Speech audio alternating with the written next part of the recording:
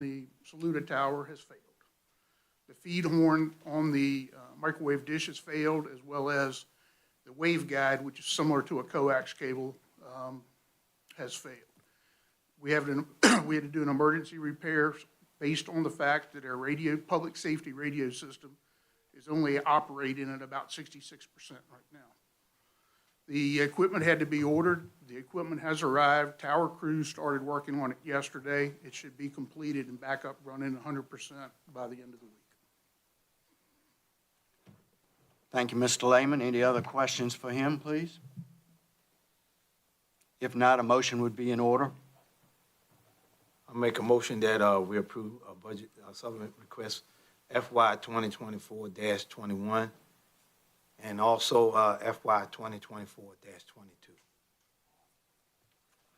Second the motion. Okay, we have a motion made for both of these supplement requests by Mr. Jesse and the second is from Mr. Crittenden on both motions. Roll call, please. Mr. Williams. Aye. Mr. Bill Harris. Aye. Mr. Crittenden. Aye. Mr. Jesse. Aye. Mr. Don Harris. Aye. Motion carried and approved. Thank you. Alrighty. Item number 7, cigarette tax. Oh, still, I'm sorry, don't what? pass me up. Oh, Don't pass me up. you know what? Getting tired of me already? My apology. You're doing such a great job, so yeah, let's continue on with what you got for Rappahannock Central Elementary Renovation Committee. Okay. What I'm asking for right now, in the current year budget, the 23-24 budget, the board approved $320,000 to repair the roof. And I could have gone out for RFP, get some bids to repair the roof, but that wouldn't make sense when I don't know where you're going with the overall cafetorium facility. The cafetorium, that's right, that's the building right next to the kid building. I think tell me we all know what this one is, the RCE building, right? Okay, we all know that. Yes. All right, good, good, good. Anyway, the building itself was constructed in the 1960s, and it was used up until recently, and the building is starting to fail both inside and out. And we all agree I think we've all agreed that it's time to do a major project to bring that up to par, but I don't know what the next steps are going to be.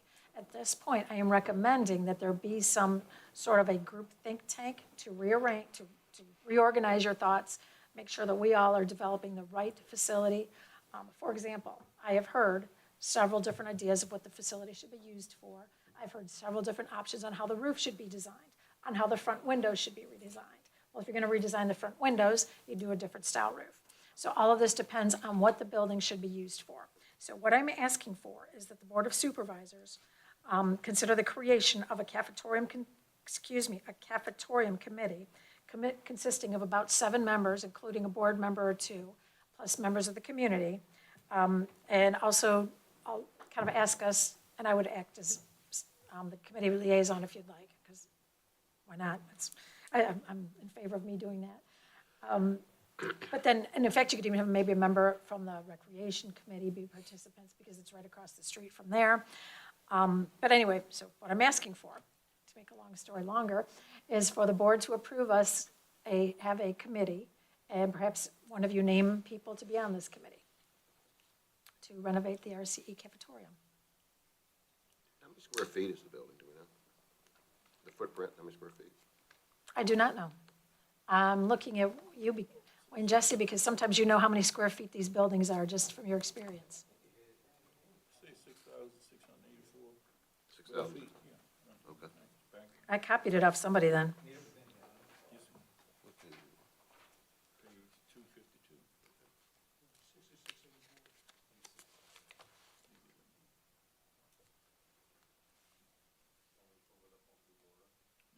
No, we're good. So perhaps the board would select some people today, and we could get it started ASAP, so that during this budget year, we could make a plan to expend the $320,000. Well, Mr. Chairman, I'd just like to say I've been involved with this even when they had to roof plug and Croxtons and all that stuff like that.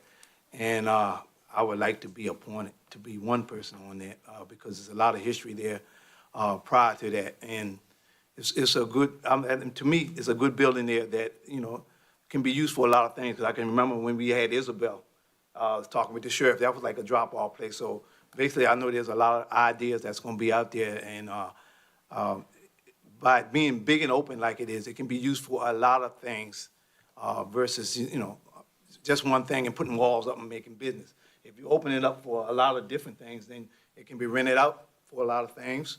And you know, it just makes sense because the location, because a lot of times if you have big events, you got to go all the way to Deltaville, and we're all the way up in the county. So if we could have some type of facility that can be used for many different things, you know, even some type of emergency or something come through, or another hurricane or something, maybe a drop-off place. The sheriff department's right back there. But there's a lot of different ideas that this place could be used for because it can be very well utilized and be a good idea.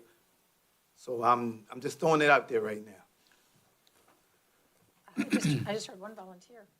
So, Has there been a study done that the building is structurally sound and everything, built in 1960, to make sure that, you know, we want to put a roof on something, why they haven't done? Yeah, well, it has, but well, like I say, we can get it done again, but I mean, if you look at the building, we can walk in it.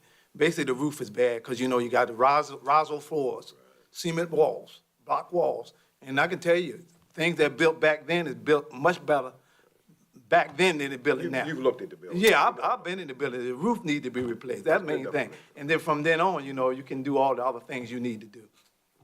That might be a good idea for somebody to be on the committee who's really familiar with construction and can look at it and say, you don't want to put bad money after good. well, with all the things that are going on in Cook's Corner, I think it absolutely is a good idea to evaluate how the building will fit into what's being developed there and what the cost may or may not be. Anne Marie, from you bringing this forward, are you willing to not only serve on the committee, but take the lead on that? Of course. That was, that was, of course, is that correct? Yes, of course. Of course. Okay. And you have Mr. Jesse that has said he'd like to be on the committee. Any other board members would like to participate in that? Like to say, whose district is that in? I think that person probably. I think it's in Reggie's district. Wayne, you don't have to say it, I got it. Oh. You know, I got it, my district, I guess I have ideas. Some of the things that Anne Marie was saying about, you know, I like the wow factor, I like things that looks good. You can ride by the road and you can see that there's something there. We talking about a playground, which already been approved. Behind that, it's gonna be funded. You also talk about a pickleball court and a basketball court, and we want to kind of like lift that area up at Cook's Corner, you know, so it's naturally, you know, that I want to be on the committee because I really like things in the district that I represent. I like to be on committees that are in my district, you know, I should be representing the ones. And I think that'll be very good for the community in the area, you know, and we don't have a building in Middlesex County that is close to 7,000 square foot in the open. You know, we go places, we rent places and all these kind of stuff, and you think about it, we probably wouldn't have nothing look like that. You know, as we think about some of the better ones or whatever it is.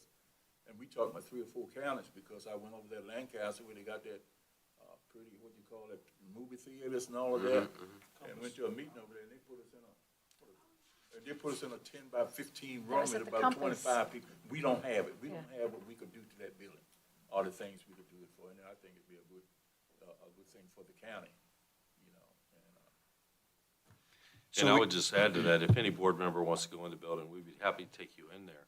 The last time we really got in there and looked around, it was the opinion that the commercial kitchen attached to it was still salvageable. So that commercial kitchen's, I mean, it was a cafeteria for a long time, and it's still in reasonably good shape. There'll need to be some money spent on upgrading electronics and things of that nature, of course, but I agree with Wayne. I think the building's structurally sound, and we couldn't afford to put in that terrazzo floor now. We just couldn't. They're too expensive to install. Wayne, I think you were the last one on the roof, and God bless you for that. If we don't do something to the roof soon, we're gonna lose the building. And we've been saying that for 3 years, so. Okay, so let's just recap where we are. You now have a committee of 3, and I would assume that you'll be looking or making some suggestions or contacting whoever that also may be interested in being on that committee. Are we on the same page here? I can do that. Okay, is there a motion that needs to be made for that? The committee will still be subject to FOIA because it's so you can go ahead and make a motion. That'd be great to appoint Reggie and Wayne to the RCE Cafetorium Committee. And Mr. Chairman, just a reminder, Friday morning, you have board and board chair committee appointments and assignments discussion. You may start that discussion under new business tonight, but you'll have that opportunity Friday morning. So between now and Friday morning, the board may have a chance to canvass the community, see what other 4 members maybe would want to serve on the committee. Also, like I said, Mr. Chairman, I think the Heritage Committee, someone from the Heritage Committee could be very good to be on that board too. Because they were on the initial board, you know, when it was first, when the Croxton had it for that way, when Croxton was gonna try to develop and redo that.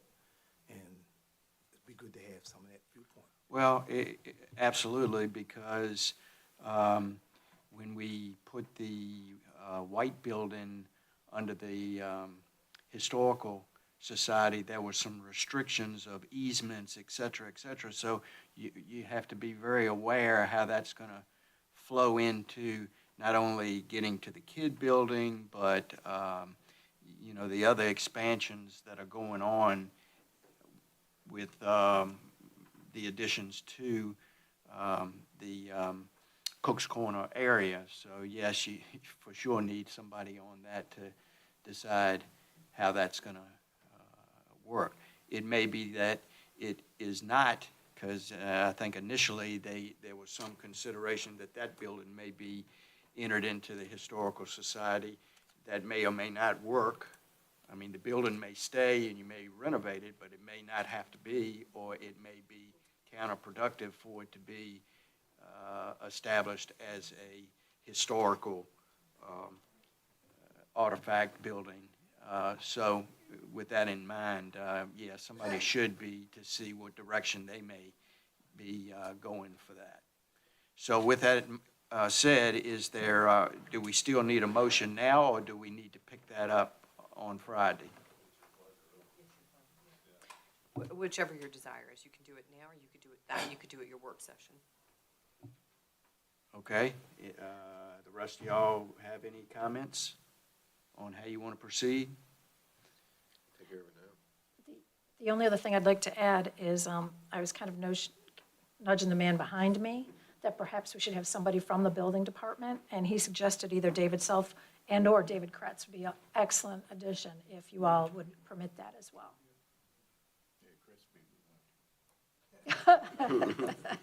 So so we will have the context. We believe it's so important that I think our staff will definitely be involved in this committee.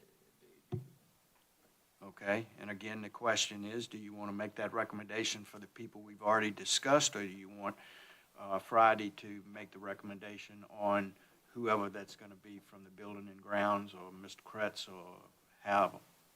What's your flavor?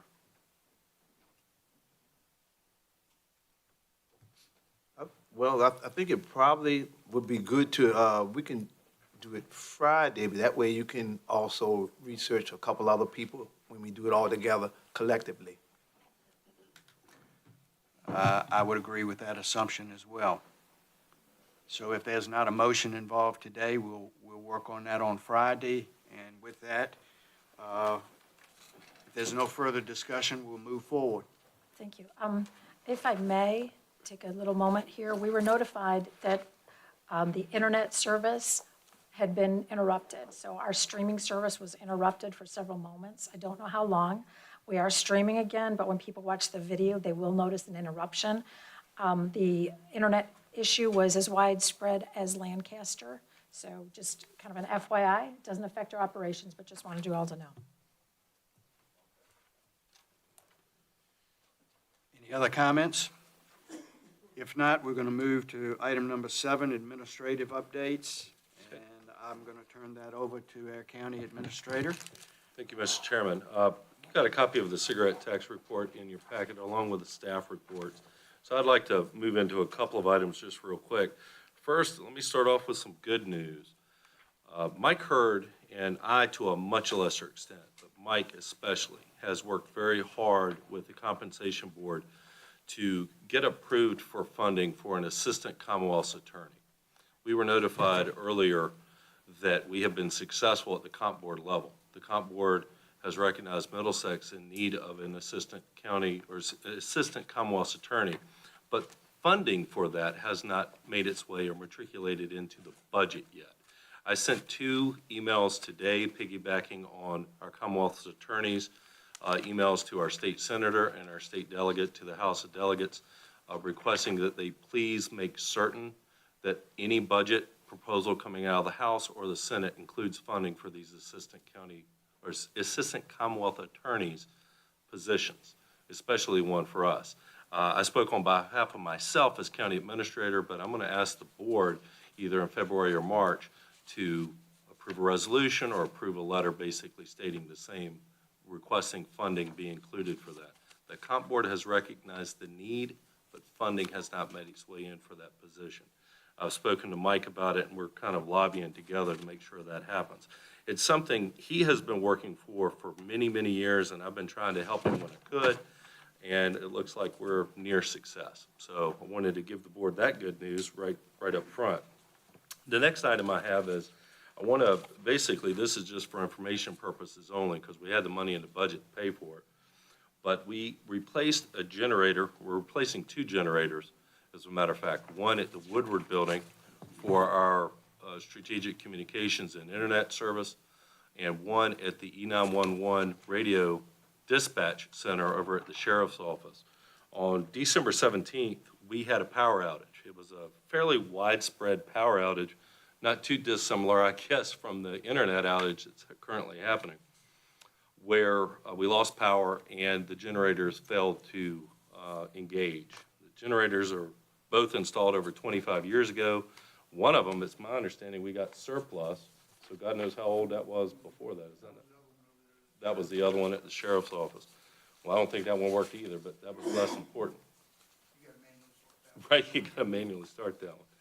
So I instructed David Lehman to make sure we don't have this scenario happen again. We're expecting some really bad weather. We made it through hurricane season, God bless, without any problems. But we were successful in receiving 3 quotes for generators. We had 1 non-responsive, making a 4th, and we chose to go with the most responsive and timely bid. It's just under $50,000 for both generators. 1 generator will be installed really, I think, within the next week or 2, because they had it in stock, which that's a miracle in and of itself. The other generator's some 20 weeks out. All the other bids had to order them, and there were going to be time delays on getting those generators installed. The good news is, with the replacement of these 2 generators, we've pretty much standardized across the entire county's facilities and E911 centers, radio towers too, a standard generator type, and that's Generac. We have the money in the budget. I just wanted to alert the board to it. It was a semi-emergency. We had to transfer our 911 calls temporarily to Gloucester for a couple of hours. And then we got the power back on and got it running again. Again, that's more for informational purposes. If any board member has more questions, they can contact me or David for more information. We'd be happy to help you all out with that. Again, money was in the budget. Next, if there are no questions. Okay, next on budget matter, we have our work session, strategic kickoff budget work session this Friday. If board members have any specific ideas that they as a board member have that they want to put in front of the board, if you have any information on that, please get that to either Shanae or myself, because we'll be putting together any kind of a packet that's needed for that meeting. And it can be anything budget related. I've spoken to several of you all, and you have some really great ideas about different things that may impact the budget or may need to be included in the budget. The last item on that work session is perhaps, as my email stated, the most important item, and that is getting feedback from the board about what kind of issues and what kind of strategic focuses they themselves, and maybe the board as a majority, want staff to focus on in this upcoming budget. We take that very seriously. And as many of the board members that sat through our budget process in years past, I'll speak to those individually as we present some of the budget findings during the work sessions. So we really take a lot of guidance from what you tell us in that meeting. You also, at that meeting, get feedback from your agencies and your appendant bodies, such as your authorities, like the Water Authority, the EDA, Economic Development Authority, et cetera. It's my understanding the Broadband Authority really had nothing to report.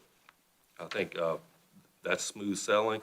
But if there's anything in particular the board would like to hear at that meeting that's not on that preliminary draft agenda that I think went out today, actually it went out Monday, I believe, didn't it, Shanae?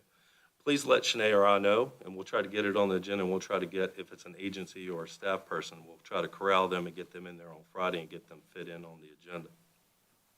And of course, Friday morning, it's customary for y'all to open up the session, have your board chairman appointments and any board appointments that y'all choose to make at that time. There are several appointments that need to be made. And I think, Mr. Chairman, we were planning to have some discussion on that under new business tonight. Is that correct? On the budget and board chair and board appointments? And then finalize it on Friday? That is correct. Okay. And then the next item I have for today is actually some of the public comment we had tonight. You'll notice in your packet you have basically an email from Jeremiah Burford with Hampton Roads Sanitation District regarding the proposed animal shelter sewer extension. We are not asking the board for any action on this evening. This is really the first time you're seeing this information. We're going to discuss it more Friday morning under Jeremiah's discussion points with HRSD. Just for sake of purpose, we wanted to get information in your hands, give you an opportunity to look at it. I can review it with you a little bit this evening, and then we can kick much of the discussion and questions off until Friday morning. One thing in particular I want to add, Ben Burton, our consultant engineer with the Sheriff's Office, had pointed out a couple of items to me this morning at like 9:30. I've already requested Jeremiah address those items and see if there's any changes that can be done. But these are not final prices. The quote is not a final quote, and the credit is not a final credit. There's still some swing there. We hope to have some finality to that, if not Friday morning, by next month. So that item in your packet is for informational purposes. And not to belabor the point, if you turn to, I think it's board packet page 264, and I'm going to try to pull it up on the screen for the public here today, you'll see an outline of the proposed design from Bay Design that was sent to HRSD to help our existing contractor that had the bid from HRSD give us a quote and a price or a change order price on the project. Essentially what you see, and I'm going to try to demonstrate this, my pointer may be a little hard to see, but we have an existing manhole that's part of the existing Cook's Corner project located roughly beside the Kidd Building, just behind it, that then turns on an HRSD line to feed what's known as the wet well of the pump station. This is the manhole that we propose to tap to run a sewer line in between the animal shelter and the existing dog parks and drain fields. The area that you see fenced in for the dog parks are basically built on top of the drain fields. They were properties we couldn't use for anything else, and when the pet friends came forward to us wanting us to consider putting in a dog park at their expense, we told them right over those drain fields would be perfect because we can't use it for anything else.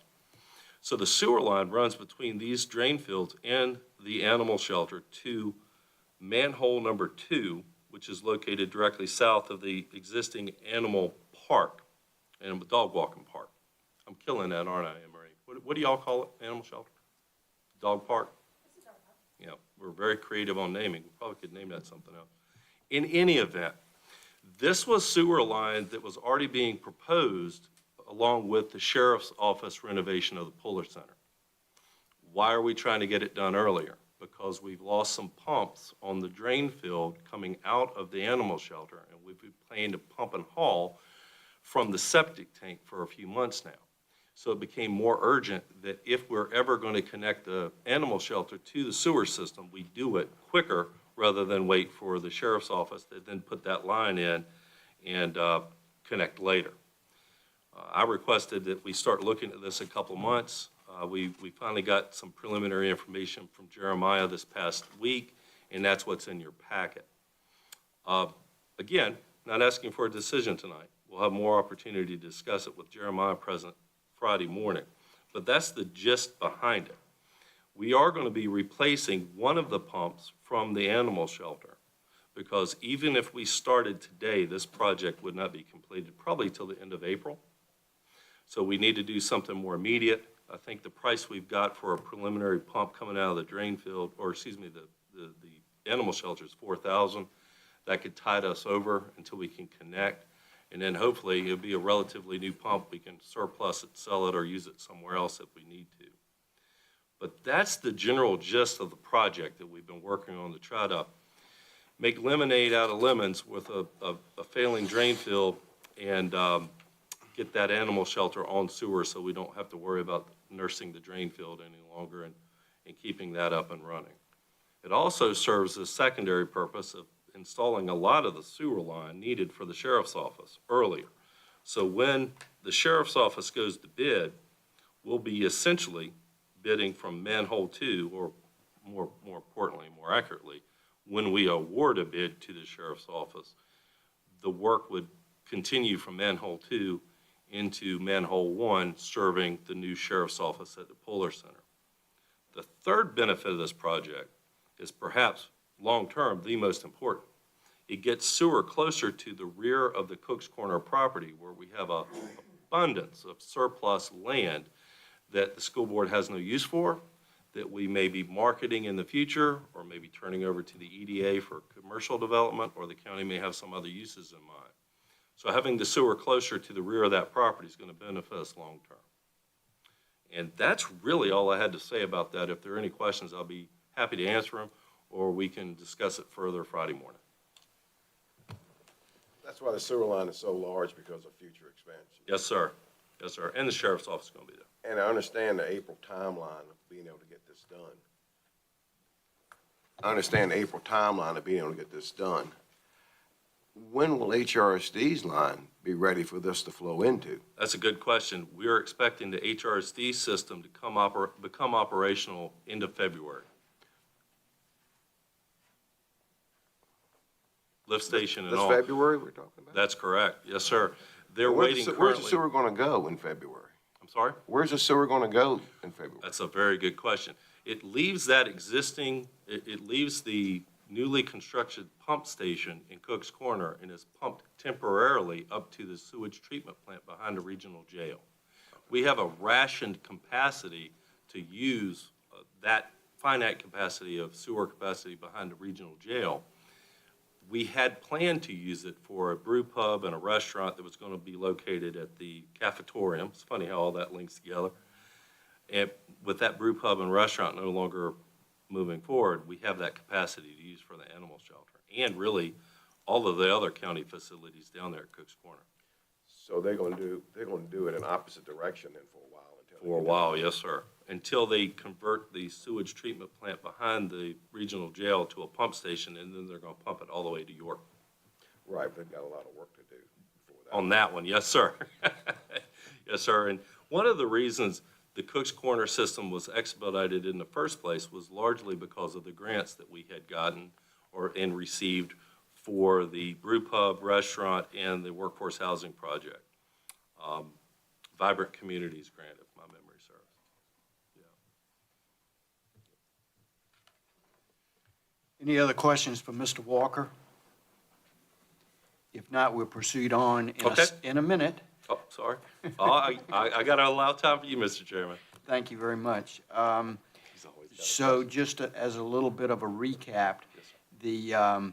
the pump that we're looking to purchase at a minimal amount of money is to keep functionality of the system currently, That's correct. number one. And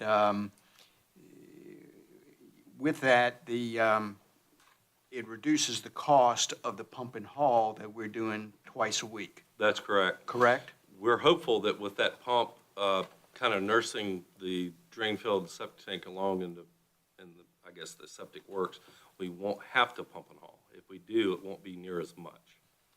And just for the public benefit, the cost currently for the pump and haul is how much? $300 to $600 a week. Correct. Is that not correct, Anne-Marie? Not anymore. Did it go up? Yes, sir. And we're pumping it Welcome twice. to inflation. It went up. How much are we looking at now? It was probably $1,200 the week of Christmas. Wow. Yeah, Some of that is coming from infiltration too, we Yes. believe. yes, Whenever that is we have a lot correct. of rain, you got infiltration, well, that mixes and you got to pump it all out. So point being is, the expense for the pump is going to pay for itself in less than 30 days, Oh, yes. correct? Now it is, yes, sir. Okay. We hope so. Go ahead. We have two items here then, it sounds like. We have a failing drain field and our pumps have failed both. The drain field not failing as much as the pumps feeding into it. We lost, Anne-Marie, you want to explain that? Because you're closer to that portion of the project than I am. The two pumps that were My feeding thing the is, if our drain drain field. field hasn't failed that much, why don't we put a pump in it to begin with and just, and not be doing this pumping all? The original cost for replacing the pumps was just over $8,500. So that was to replace the pumps and get it up and operational. So we researched doing the sewer line, and concurrently, as he indicated, it was only about $250 per haul when we first started this. So A it's like- week. At $250 a haul, we could afford that. The people that were doing it increased their prices significantly. So as I indicated, it was $1,200 the week of Christmas. Even at $250 haul, we got 20, I mean, we already bought the pump. I mean, anyway, moving forward, we'll look at these things a little bit differently, maybe. There you go. It became more of an emergency when the cost of pumping and hauling became a lot higher. And that's when we With the started prices saying, look, she's saying right now, we'd be better off, like you say, just get the pump in right away. We've actually ordered, we I are. ordered- Then we can that's take our done. time, and we may be cheaper to put all this line in at one time versus piecemealing. I don't know, we'll have to talk to the contractor about that. well, it's one of the things we've asked Jeremiah to work with the contractor on, based on Ben Burton's comments. We'll talk more about it Friday. And I alerted Jeremiah with HRSD immediately once we got the feedback from Ben Burton about some of the items. So we're hoping we can take advantage of some time and economy of scale of having a contractor present. If we were having to bid this out separate, as a separate project, we don't have the mobilization already paid for. We'd have to do the RFP and get a whole new contractor in. It may be substantially higher. We don't know. It's Maybe a local contractor would bid on it, be potentially lower. It could be, it could be. It would just take a little bit more time to do.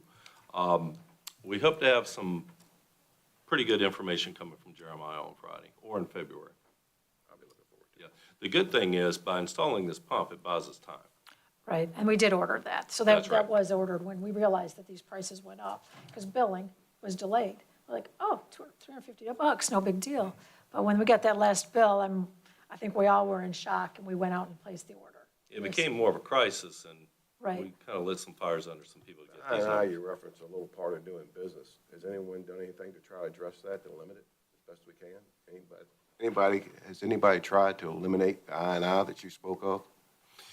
I'm not aware of any effort made by maintenance to eliminate the I&I. I don't know that much about the I&I sitting here tonight. I think that would be something we should look at. Oh, I think we have, haven't we? Didn't we talk to Dwayne about the I did. stormwater getting into the system? At this point, no, my first issue was getting the pump replaced, so. Okay. yeah, I'm- We can Charlie slow and down Dwayne the have been I&I working during the on it. rain events, it'll help us a lot. Yeah, I'm sorry. If we can slow down the I&I Absolutely. during rain events, it would help the situation a lot, including the septic system. And Bill, I'm under the understanding that Dwayne and Charlie have talked about the I&I. It's my understanding they have, But I'll confirm that. Sometimes a small patch can do a lot of good. Yeah, amen to that. Amen to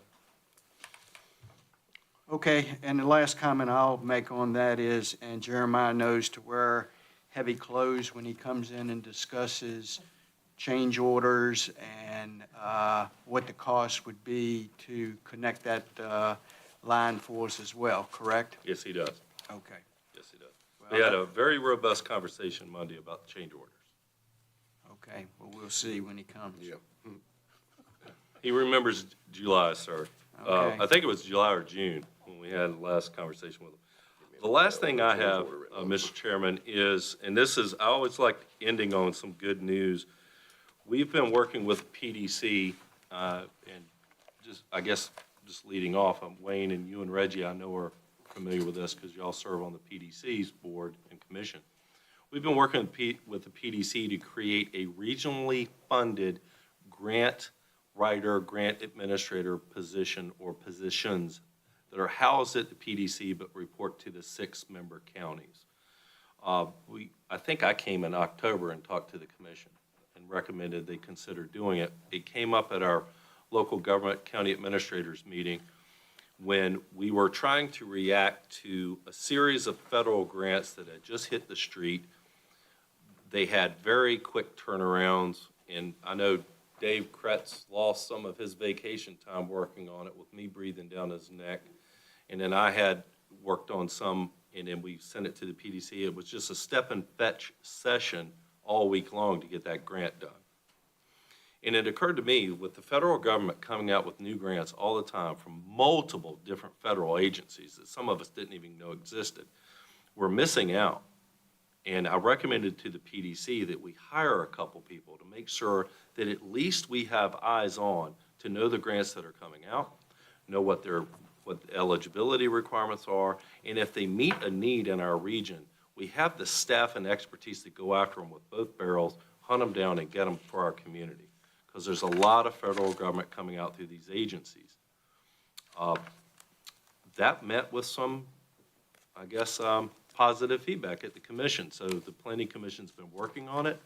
Over the last several months, I think the Board of Supervisors has verbally been on board with the project. I think we're at a stage now where Louis and the PDC need to know, hey, we're in or we're not, because they're trying to come up with final numbers. They're trying to get advertisements to get the staff in place. And in your packet is a breakdown of all of this. If all 6 counties participate in this program, the cost per county will be $30,000. If one county, for whatever reason, chooses not to participate, they don't need grant money for whatever reason, it'll be $36,000 per county. If only 4 counties participate, it's $45,000. That's annual to help pay for the positions. And then, of course, you got the 3 towns. If they participate, they're at $10,000 apiece. With all due respect to Urbana, Larry's here. Urbana is by far the smallest town of the 3, Tappahannock and West Point being the other 2 towns. It may be that the county may want to help Urbana out meeting their contribution limit. That's something we can discuss. But tonight, I am asking for the board at least to say, yeah, hey, we're in favor of this. Tell the PDC we're on board so they can count us as part of the coalition of the willing. It's my professional opinion that these positions will pay for themselves exponentially over what the cost to each community is. And one of the things that drove me to recommend to the commission that we try to pursue this is it's very expensive for one county to hire a person that really knows what they're doing about grants and grant administrators and grant administration and writing. But for the 6 counties coming together, we can afford better quality staff and have them focus on those grants coming from the state and federal government, like a laser beam. Matthews County may have different needs than us, but if we have those positions in place, give them time to kind of percolate a little bit, I think it will pay dividends for us. And I would highly recommend we participate in the program. In talking to several of you, I think there was some discussion about, well, what happens when all that federal money dries up? Well, the positions probably would go away, or they would convert over into another capacity if they can transcend from a grant writer or a grant administrator and that would be a discussion at the commission level during their budget process. And that's really all I had to say about it. Again, I would recommend our participation. I have a question. So is your ask that we participate, and would a motion be predicated on all of the counties agreeing to do this? I would recommend, even if it was 4 counties. I really would. I think $45,000 a year is a small price to pay for a grants administrator and a grants writer. On top of that, I'm meeting with the town manager in Urbana on this and other subjects next week. If the town of Urbana is having a tough time coming up with their 10 grand contribution, I would recommend we pay for half of that. Is there a level where you would pull us out of it? In other words, if it gets down to 3, something like that? I think if it's just 2 of us, I would almost still be tempted to pursue it because we're sharing the expense for positions that I think we'll get a lot of benefit from. And of course, it's something that we can reassess year in, year out during the budget process. If it's just not bearing any fruit, we can always reassess it. I think it's a no-brainer. I think we're gonna more than receive our share. We came very close to getting a fairly substantial grant. We were only beat out by 3 other state projects. I think if we had a little bit more lead time and people laser beaming on these grants, we may have gotten that one. Mr. Chair, I can also say that about being on the planning commission, Little Peninsula Planning District for many years, with Louis Lawrence.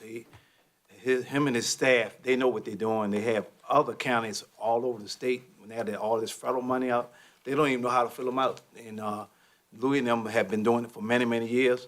And the grant writers, when they write those grants, they get percentage. So if you're not a good write granter, you're not gonna get the money. But I can tell you, Louis has been getting billions of dollars over the years. I'm just saying over the years he's been there, grants, because they've been doing it so long. They know how to do it. They know how to set up and how to write those grants. And now that the market is flooded with, federal money, a lot of these counties all over the state are calling to him, getting him to give them information on how he getting all these grant money. So I'm just letting you know, it's a win-win situation. I can tell you that because he's been doing it for so many years. The Middle Peninsula Planning District, as I'm saying, not with Louis, but Louis has been there so long. I remember when he just used to work with one of the lower end guys. Now he's at the top of the scale, and he's been doing it for so long. So I just like to say that it's a good idea.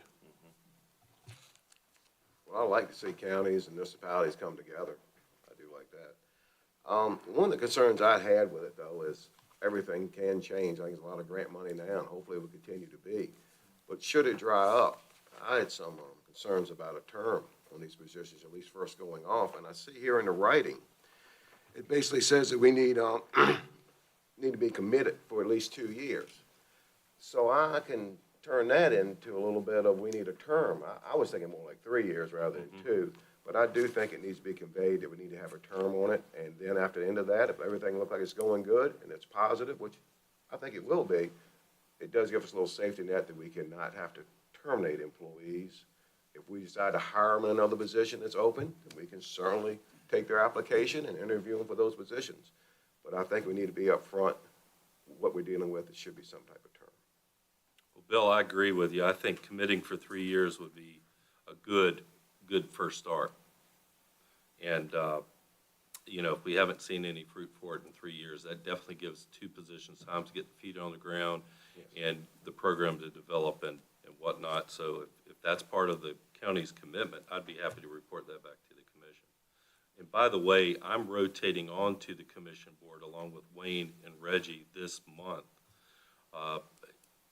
Ever so often, county administrators rotate onto the commission, so I'll be there helping oversee some of this with Wayne and Reggie. I like the thing that Bill was saying about it should be a term, and he give us a chance to watch the numbers. We can talk about justifying a position, but the only thing justify the position is the money. And we probably could see something in the first year, even if we gave them a long period of time, because they'll work harder with term than they would 1 year. Because like Wayne was saying, they can take a percentage, and I don't wanna lose a whole lot of time on talking, if I'm paying you $131,000, and you put in for a grant for $10,000, I expect if the grant comes through, it's $10,000. So that's the part I'm gonna be looking at, but you are right, there are money that you don't get, and I'm hearing language as that, hey, I done got you $1 million grant, and I'm paying you $200,000 to get it, but guess what? I deserve a little bit more, because I got you a grant that I applied for you, even if I paid the salary. So that's the kind of thing that Reggie looks at. I look at the grant, but I don't want you to be taking from the, poor and giving it to the rich. And I know that is happening. So that's the part that I'll be looking at, you know, is transparency.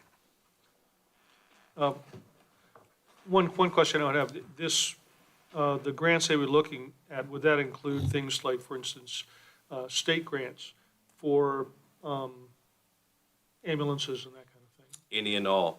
Yes, sir. Because I know that the rescue squad has a grant writer, but it's just one of the members there who's really an amateur at it. And so it would really be very helpful, I think, if we could, you know, make sure that that's included. That's my understanding. In fact, one of the counties at the commission meeting the night I presented on this asked if it would fund a firehouse. They have a need to move their firehouse out of the floodplain, get it out of flood zone, which for this particular county is going to be a challenge.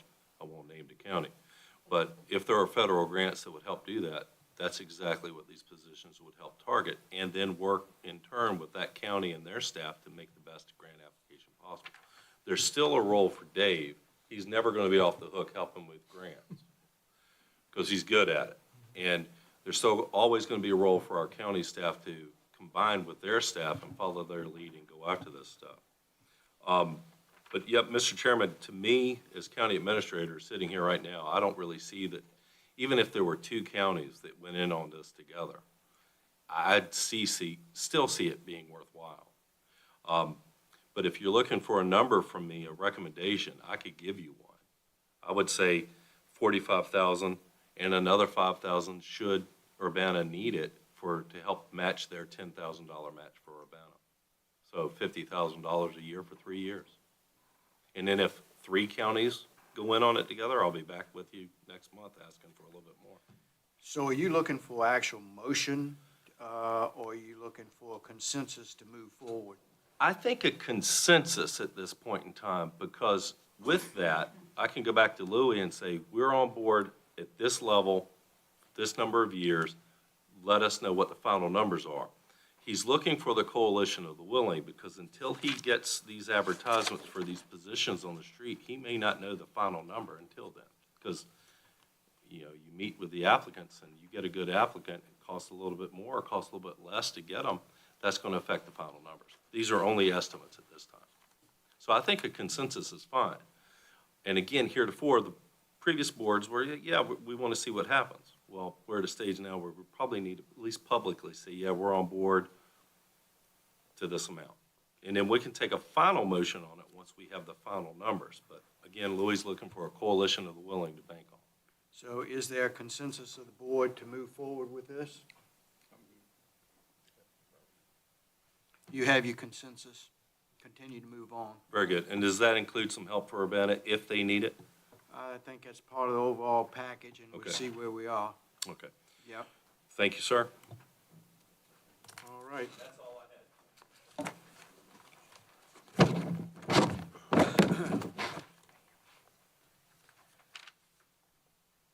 Okay, item number 8, county attorney update. Ms. Lewis? Yes, Mr. Chairman, I just had one follow-up from our last meeting. A question was asked about, I had put in my staff report that the amount of FOIA requests we received continue to increase. And so I wanted to let you know, this number is no longer accurate, but as of December 21st, we had received 52 for this calendar year in comparison to 33 last year. We received more after I submitted this report to administration. So I think we're at like 55. Susan can tell you the exact number. So I just kind of wanted to give you some perspective that each year we've seen it increase. And yeah, that was asked last meeting, so I didn't have the end of the year number, so I wanted to let you know that I did finalize that. If it's confidential, certainly you can't answer this, I understand. Is there a certain area that these Freedom of Information Acts center around? Yes, sir. They've been very voluminous with zoning. There's been a couple of, I'll just name it, it was Bushy Park Campground, I think was being considered for purchase. And so, between the real estate firm, the engineering firm, the law firm, that was a very substantial one. Mr. Kretz and I think are still trying to recover, and Susan. The other one that was substantial this year involved the airport. It was a lot of money and a lot of time and a lot of documents. So it's been Different interesting. people requesting different parts of it, or just they're requesting the same information over from different? So it's kind of just been varied. The things that have been very large have had to do with, there's been a couple of business deals, and they wanted to know zoning. And then the airport matter, I'm not sure they wanted to know just a lot of data and some specific things regarding incidents that occurred at the airport. If those incidents occurred, we actually did not have documents to some of what he asked for, but it's been interesting. And we get a lot of requests from these out-of-state data firms where they mine all this data and put it online so you can just, realtors and different companies can go online and see. We get it all the time for all the personal property records or all the real estate records. But we're just seeing a real number of increase in large zoning data is the best way I can, and it doesn't seem to have any real rhyme or reason. It just seems to be just want everything. So I thought I would share, just to kind of give you an idea. There's no kind of computer program that you're aware of or anything that we could do to try to help? Streamline that more. I do believe there are databases that do that. They do come with a cost. I haven't really looked into that. I think that could be in our future, though, if we continue to have, thankfully we had, they were manageable. We had a handful that were not. But if that continues, if that trend continues, I do suspect administration and I will be looking into that to give you a presentation. Just because a great example is if I'm out of the office or Susan and a FOIA request comes in, we try and have redundancy, but we have two right now, right? If both of us happen to be out, we get caught. So it's something we're trying to address. We just only have so much staff, so I do think it could be helpful. I don't know that we're there yet. So, other than that, and Happy New Year, gentlemen. Welcome to 2024. I'll answer any questions you have. Any other questions for Ms. Lewis? If not, thank you very much. Let's move into item number 9, unfinished and new business. Any unfinished business at this point? County Administrator? Anyone else? All right, I like moving forward quickly. New business items. I think there's one under that as requests from Caroline County regarding Aqua, and I'm not sure who's going to take the lead on that. Is that you, Mr. Administrator? I think I'll piggyback with Okay. our county attorney on this one. We both got some pretty good information. We received this request from Charlie Cully, our former county administrator, who's now up in Caroline, from the Caroline Board of Supervisors, who's very concerned about the rate increase being proposed by Aqua. You have a copy of the letter in your packet. This came in, I think, the day of our board meeting, and we didn't see it until the day after. So we're here today to see if the board has any interest, if you've received any feedback from any of the communities in Middlesex served by Aqua concerned about their rate increase that they're going before the State Corporation Commission to get. There's a little bit of confusion about just how much this rate increase is. You'll notice in your letter, it says 33.8 combined, but then if you read the fine print, in some counties, it's as much as 40%. Well, I won't name counties, but there's several counties that are very concerned because a lot of their communities are served by Aqua Water, and the rate increase that Aqua is proposing is pretty substantial. We've been asked by Caroline if we would wish to participate with them in opposing the rate increase or investigating it. It's our understanding that if we do wish to oppose it, we have to file some I guess it's a notice to participate, thank you, with the counties opposing by the 30th of January. I talked to Alan Parton, the Assistant County Administrator up in Caroline, and I asked him if he'd received any feedback from other counties so far about their interest on participating, and he said 3 to 4 counties have expressed some interest to him. Not 100% sure what that means, whether it's a monetary commitment of participation or just moral support and letters of opposition. I think Heather's going to have some pretty good information for you on that. The big question, I think, on everybody's mind is how much would it cost to oppose this? When I spoke to Alan about that, he said he got a very, quote, reluctant ballpark estimate of $50,000 to $75,000.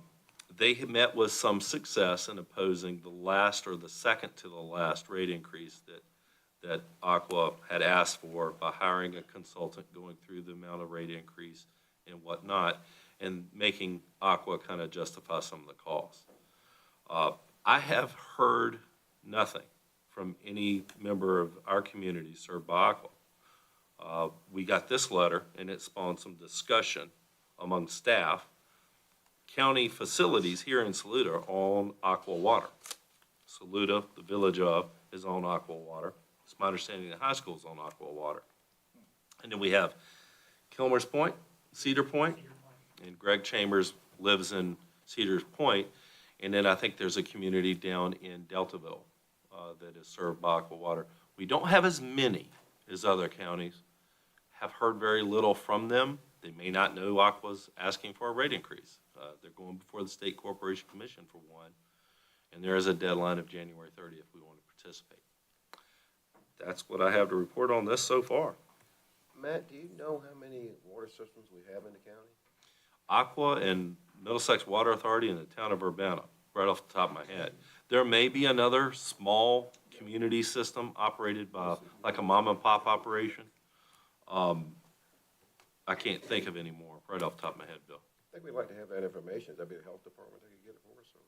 We could ask the health department for the Office of Drinking Water is special. Yeah, Okay. I think that may be something that's helpful. And also, do we know if they own these water systems or these water systems that are operating for someone else? It's my understanding they own them. They won't operate a system they don't own and control. It's my understanding. There may be a mechanism where someone would lease a water system to them temporarily. I'm not aware of that. I know Some recent. Sidner systems, probably. I think Sidner has got out of operation of a lot of water systems in recent years. But again, don't quote me on that because I'm not aware. I'll talk to the Office of Drinking Water and see how many we have. Thank you. Very good. County Attorney, do you have anything to add to that? A little bit, and then I'd like to answer any questions, because if there is an interest, then I'd like to have a more robust discussion about what that involvement looks like. But the long of the short of it, The long of the short of it is that I've spoken to Botetourt County and I've spoken to Caroline County's attorneys. They have already filed notices to participate. This is active litigation. They are hopeful that Fluvanna's considering it tonight. I know, I think Frederick County was another one. So they are hopeful that if we join, and speaking with Botetourt's counsel, they felt that they've had previous success in negotiating a reduction in Aqua's rate. Apparently, I haven't verified this, but allegedly Aqua had a 10% increase in 2021. And this is a rather substantial increase now. It appears that the numbers, I haven't read all of the SEC pleadings, but it really does appear that while Aqua is saying 33% in its numbers, it sounds like it's more like 40%, and that seems to be popping up in more than one county. These other counties have thousands of people on the system, so they have, I think they have a different, I think that's a little bit different. But it does appear that if we hire an expert, that seems to be something that could be very substantive in winning and reducing Aqua's rate increase. It's likely they're going to get something, but how much is the question. How much an expert's going to cost, it's always hard to estimate, but if there's more counties participating and supporting that, it's a lesser burden. So with that, I haven't, Matt and I have been working on this, but we know just enough probably to be dangerous, but I'd be happy to answer any questions about what I've learned thus far. It will take a significant amount of work on Heather's part and the other attorneys to combat it through the State Corporation Commission. I want to make sure the board's aware of that. So it's a time commitment for sure. Do we know what, because I'm guessing that not every county, and it's probably based on the total number of participants with any given county. So I had asked you, Ms. Lewis, about what our potential increase was, and I think you came up with something less than 40%. My general understanding as of today is 33% based on what the paperwork says. I have not dug into it further. And speaking with the other attorneys, it appears there's more on page 2, or as Paul Harvey would say, the rest of the story. I just haven't gotten there yet. So what I would say confidently now is what is in their paperwork is a 33% increase, which is still very substantial, seeing as how they had a 10% in 2021, allegedly. I have no reason to doubt those numbers. But that's my general understanding, is that I believe it's going to be higher than 33, but I'll go with that number to be safe for the moment. Is there any way that, we can, get them to share their books to see their profitability in these type places?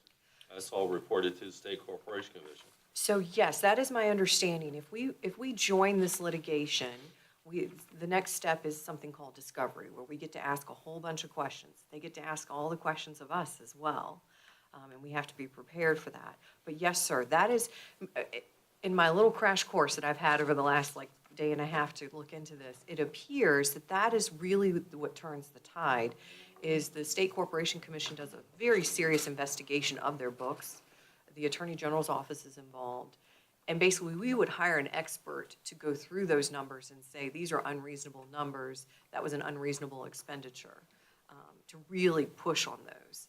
But yes, sir, that's my general understanding. I don't believe I can disclose those. I believe I have to keep them confidential, but I do believe I will have access to that. So there is a chance that in the county we have, I think you said 2 systems we know of, Yes. that one could receive a 33% increase rate and the other one could receive something different from that.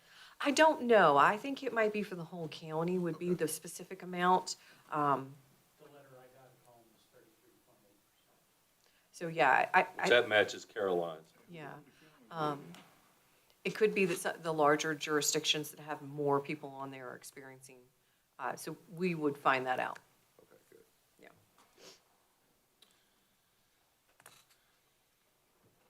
Any other questions for the county administrator or the county attorney? What you got ready? I'm just listening, I just wondered, wait a minute. I'm wondering why they want to raise it 33% without doing this study of 33%. And I'm gonna say it like this, sometimes we get something, we get a deal. Then that deal catch up with us over a period of time. And we got a water system here, I don't know exactly what it costs a month, but, we start doing comparison of new things that are in that have water system. A water system, they're paying a monthly fee, and you have somebody else that already have, they gotta be looking at some number, say it's 33%. Our pumping hall went from $250 to $1,200. And I feel that they're doing it because they can, and if they're gonna keep on doing it because they got the people in the right place. But I'm looking at just the numbers. I think it's they gotta trying to justify based on what people are charging with newer systems that are going in. And because some way you gotta find out why they're doing this. And they gotta have some comparison. Now, we spend $50,000 or $100,000, and then what are we doing? And sometimes we gotta watch the spot on. Sometimes I'm gonna say it again, sometimes we can have something for a long time. We got a deal. We over there, we got a deal. And sometimes you're gonna have to pay for the deal you got that nobody else got. So, but we got a good water system here. I mean, we can hook up a whole lot of people, we need it, we in the hole. So that's all I'm gonna say. I'm gonna say it just like that. Well, and Reggie, your talking point there is very timely, because at your seat tonight, you have a letter from Aqua that kind of explains some of what you were just asking.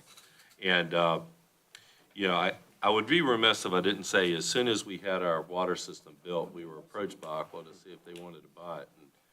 And at the time, I was the executive director of the Water Authority. I told them, no, I think we would prefer to control our water system locally by a board that's appointed by the Board of Supervisors rather than a corporation governed by a board of directors in some state somewhere. But isn't that gonna end up being how our sewer system is? I'm sorry?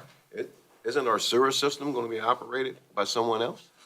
Well, heretofore, it's operated by the county, the collection system, and then HRC operates the pump stations. But the county still needs to make some final determinations on whether they want the sewer system to be operated by a county utility department or create another sewer authority, for instance, to create an operator for that, whatnot. That's yet to be determined. Or It seems maybe like a even- lot of stuff we read that, HRSD is saying they would, operate the system. maintain it. HRC does operate most of the moving parts of the system, yes, sir. The only thing the county is operating is the collection system, the actual lines between the low-pressure units You and can't the go grinder directly to pump. HRSD. And the pump stations, yes, sir. Yeah. So, again, the letter from Aqua from October 20th may explain some of the rationale. Well, no, let me get back where I was getting at. What did they offer for the water system? We didn't get that far. They get out. Okay. Yeah, I kind of Okay. actually That's fair. suggested Yeah, the opposite. How much would it take for us to buy them out? But that's neither here nor there. That was just preliminary discussions among people that know each other. I understand. Yeah. Having said that, Mr. Chairman, we would ask if the board wants to make a decision tonight on whether you want to participate, or if you want to request us to ask somebody from Aqua to come to your work session on Friday, maybe. We may be able to get somebody there. I don't think you're going to find anything more out than what's in this packet, my personal opinion. But it's your pleasure. I think Caroline County and maybe even Botetourt now kind of want to know if Middlesex wants to get on board with the opposition train. And do y'all have a recommendation yourself or Ms. Lewis in moving forward or not? I will say this, it's hard for me to give you a firm recommendation, not knowing how much money we're talking about, and not knowing how many counties are going to be involved. If we could sign on to, at least to know more, that would probably be my recommendation. I don't know if we can do that by the 30th. We do meet again on Friday and on January 19th for a budget work session. So If we you went want us to find together out to more, we hire, can try. if we went together to hire a professional to combat this, Right. is it, where all the other ones would be in with it as far as paying? Well, correct? And they would be maybe. prorated is what I'm asking. So in other words, Yeah. if they've got 10,000 customers in one county and we've got 300, I wouldn't see us paying the same amount for the attorney's fees to try to combat it. And see, to my knowledge, there has been absolutely no discussion among the counties that want to pay on what that would look like. Some It's- type of prorating, I think, Yeah. would be, we should look at it, at least discuss it. As of now, they don't even know the counties that want to participate. And then at what level? It's a very good point, Bill. They just don't know yet. I think maybe we see what we find out, what counties are participating and whether they're going to cough up some money, and maybe report back to the board on the 19th. And how many customers they have. Exactly, yeah, and what kind of structure they're looking at for participation. I can try to get that for you by the 19th. I think that's exactly the approach we should take. Very good. I think Bill's right. I wouldn't want at 300 customers to pay the same as 10,000. And I think there's some information there before we can make an educated decision to gather more information. So my recommendation would be, with the board's support, is to empower y'all to find more information before we actually decide to go that route with supporting it. Very good. And with that, we can do that. Caroline's board meets on the 9th, and I would Okay. imagine Alan would know more after the 9th. Okay? Alan or Charlie. Are the rest of the board members in agreement with that? Okay, very good. Okay? Sounds good. Moving forward. Item, new business, I'm just going to pass out, and we'll discuss it again on Friday. This is what let's see, 1, 2, Anne Marie, you want one too? Okay. No, that's yours. You got that one, and I'll go 1, 2, 3, 4. I actually have extra. Shanae, would you like one as well? Okay. This is my draft of the 2024 committee appointments by chairman. I've talked to most of you. We'll go ahead and finalize that probably on Friday, but I'm going to give you a little time to sleep on it and digest it. I've talked personally with just about, I think, everybody. If you see something on there or you want to do some horse trading, we'll talk about that on Friday. So everybody good with that? I'm good with it. You can do it tonight if you want. Friday. Okay. And we're gonna add the RCE committee. Okay, that'll be good. All right, wonderful. Any other new business items? County Administrator? All righty. I'll move right into item number 10, and that is matters presented by the board. Are there any particular items anybody would like to cover? Mr. Jesse? No, I don't have anything at this time. I know we have a foundation meeting coming up, Oyster Okay. Foundation meeting, but I don't have anything other than. Mr. Crittenden? No, nothing right now. I do have a few matters probably addressed on Friday, but Okay, wonderful. And typically, if you want to speak during this time period about anything that you've done or regarding county meetings or this or that, that would be the time to come forward with that as well. I'm good. Mr. Harris, you good? Yes, sir. I'm good. Okay, well, I'm not going to change that. I'm good too. All righty, moving right along.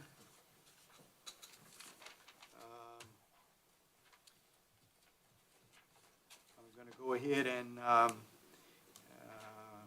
do we need a motion for closed session? Yes, sir, I also wanted to talk to you about that. So I understand that we also need a third closed session, and that has to do with a prospective business coming to Middlesex County, and I have that language prepared. There potentially could be action taken afterwards, or that could be taken maybe at the 7 o'clock meeting. I'm not sure, it'll depend on how long we're in closed session. And I believe, are we gonna be upstairs or downstairs? I'm indifferent. And it sounds like we're gonna go downstairs, so if the public wishes to wait, they can. So with that, if you don't mind, I'll go over the language and the motions. Please. Okay. Mr. Chairman, you need a motion to convene in closed session pursuant to Virginia Code Section 2.2-3711A3 and A8. This is for the discussion of the disposition of real property for a public purpose, where discussion in an open meeting would adversely affect the bargaining position and negotiating strategy of the public body, and for consultation with legal counsel regarding specific legal questions about the contract negotiations, applicable statutes, and procedures for acquisition of said real property related to the sale of approximately 2.85 acres of the county property at Hummel Airfield. In addition, we need to convene pursuant to Virginia Code Sections 2.2-3711A3 and A8. This is again for the discussion of acquisition of real property for a public purpose, where discussion in an open meeting would adversely affect our bargaining position or negotiating strategy, and for consultation with legal counsel regarding specific legal questions about the acquisition of said property. And lastly, pursuant to 2.2-3711A5 and A8, this is for discussion concerning let me read it from the code, a discussion concerning a prospective business or industry or the expansion of an existing business or industry where no previous announcement has been made of the business or industry's interest in locating or expanding its facilities in the community, and specific legal questions regarding said industry and its potential relocation or expansion here in Middlesex. I so move. Okay, we have a motion on the floor. Is there a second for that? Second. Any discussion? I have one question. So the last one you read would actually be item C under closed sessions, is that correct? Yes, and I apologize, I didn't, I should have included it in the revised consent agenda, but I missed that, my apologies. No problem.